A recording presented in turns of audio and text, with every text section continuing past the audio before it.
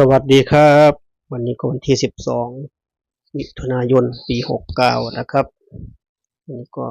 เช้าวันศุกร์นะครับเนาะ9โมง10โมงโดยประมาณนะครับก็คลิปนี้จะเป็นแนวทางของฮานอยนะครับให้สีทางช่องก็เป็นแนวทางเหมือนเดิมนะครับสำหรับคอฮานอยครับเนาะเจอกันทุกเช้านะครับเนาะ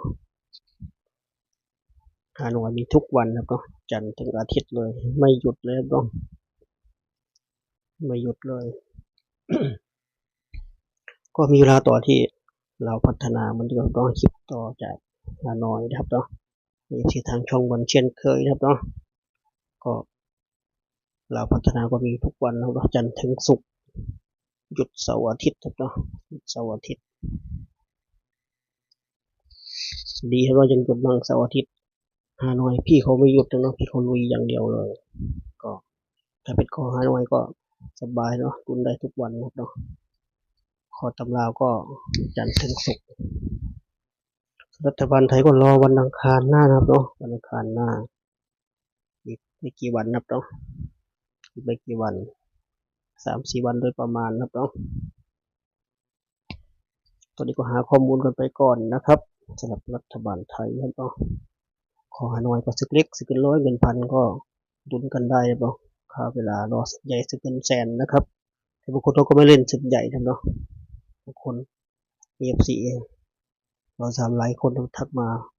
คำเล่นรัฐบาลไทยจะให้ลงฮานอยให้ทุกวันครับเนาะไม่มีเวลาคลิปลงช่องชุมชนก็ยังดีครับเนาะ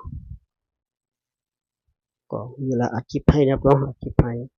ถ้ามีเวลาลงช่องชุมชนให้ครับเนาะบ่าวสามไม่มีกลุ่มนะครับลงช่องชุมชนให้เห็นกันทุกคนถ้ากดติดตามนะครับเนาะ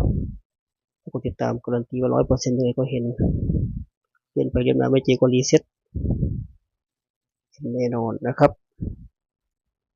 ก็เหมือนเดิมครับไม่ได้คลิปสดเหมือนเช่นเคยเอาคลิปพาน้องนนท์มาวันกระจันออกกำลังกายนะเนาะที่สวนบางกระเจ้าครับเนาะสวนบางกระเจ้าที่พระประแดงบรรยากาศดีมากครับเนาะบรรยากาศรอดอุโมงค์ต้นไม้บรรยากาศยอดครับเนาะสูดอากาศบริสุทธิ์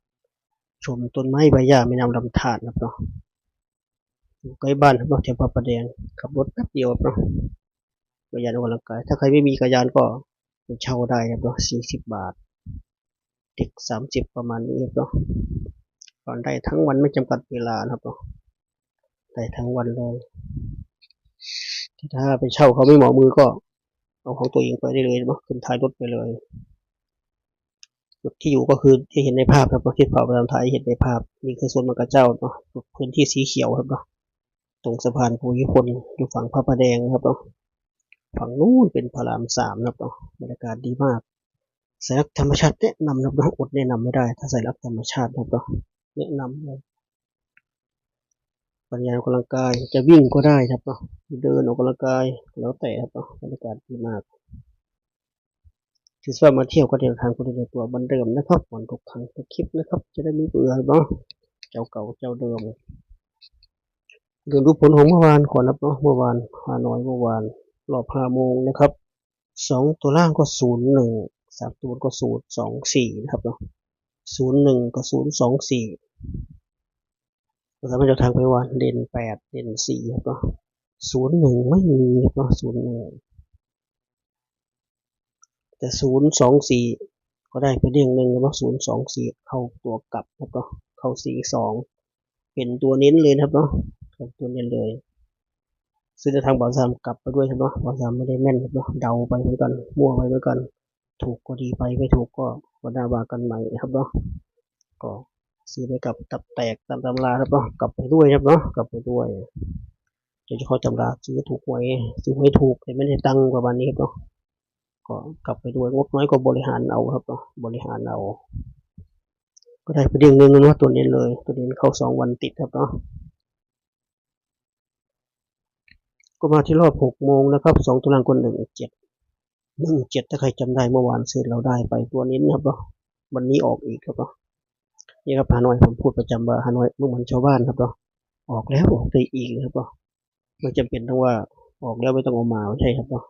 ออกแล้วออกได้อีก17 3 ตัวก็983ครับเนาะ ก็ไม่มีเนาะ17กับ83ไม่มีเสียดายเนาะเราให้17ของเราให้8118พี่เขาออก17ครับเนาะเฉียดไปแต้มหนึ่งนะครับส่วน83ไม่มีเราให้8284พี่เขาออก83ออกตรงควันหล่อพอดีเสียดายครับเนาะเสียดายไม่งั้นได้บนได้ล่างเลยพี่เขาหนีเราไปครับเนาะไม่มีโชคจะเป็นประมาณนี้นะครับก็รอบทุ่มครับเนาะ2ตัวล่างก็71อีกครั้งครับเนาะ71อีกครั้งตัวเดิมนะครับเนาะ3ตัวก็558นะครับฮานอยออกแล้วออกอีกผมพูดประจำนะครับเนาะ71กับ58 71ไม่มีเนาะ58ก็ไม่มีแต่ถ้า48เต็มครับเนาะเป็นตัวเน้นเลยแต่พี่เขาไป58แทนพี่เขาหลบเราไปครับเนาะเสียดายเขาว่าเขาให้เราแล้วเมื่อวานเยอะแล้ววันนี้ก็เลยหลบไปครับเนาะเสียดายเนาะเสียดายน่าจะมาอีกสัก48ให้หน่อยก็ได้ก็ไม่ได้ครับเนาะพี่เขาห้ามไป58เลยก็วันนี้ก็สรุปจดไว้นะครับเนาะสรุปแคปรอแคปเหมือนเดิมนะครับวันนี้เด่น4เด่น3นะครับเด่น4เด่น3จากผู้ก็32 35นะครับ36 43 45 46 62 65ทวนครั้งนะครับหาหน่อยวันนี้เด่น4เด่น3จับคู่32 35 36 43 45 46 62 65นะครับ8คู่เน้นไปที่46 43แล้วก็36นะครับ46 43 36เป็นตัวเน้นนะครับก็ชุด3ตัวแล้วก็4ชุดเหมือนเดิมวันนี้ก็มี543 546ครับเนาะ546 543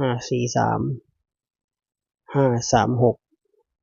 562นะครับ4ชุด4ชุดนี้เน้นไปที่546 543แล้วก็536นะครับเน้น3ชุดนะครับเนาะก็ครบถ้วนนะครับสำหรับทางของฮานอยวันนี้ทั้งชุด2ตัว3ตัวครับเนาะขอฮานอยลุ้นกันนะครับเนาะก็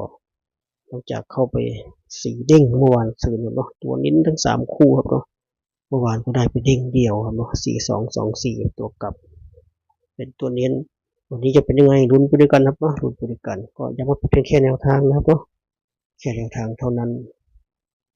โปรดใช้วิจารณญาณในการรับชมรับฟังนะครับไม่มีใครสวัสดิ์ให้ทางทุกวันทุกวันครับเนาะย้ำประจำนะครับเอาไปเทียบกับอาจารย์อื่นเซียนอื่นๆครับเนาะว่าเป็นทางเดียวกันไหมเป็นไปได้ค่อยลงทุนนะครับฝากไว้คลิปนี้ว่าทุกคนเฮงๆรวยเจอกันคลิปหน้าคลิปนี้ก็สวัสดีครับ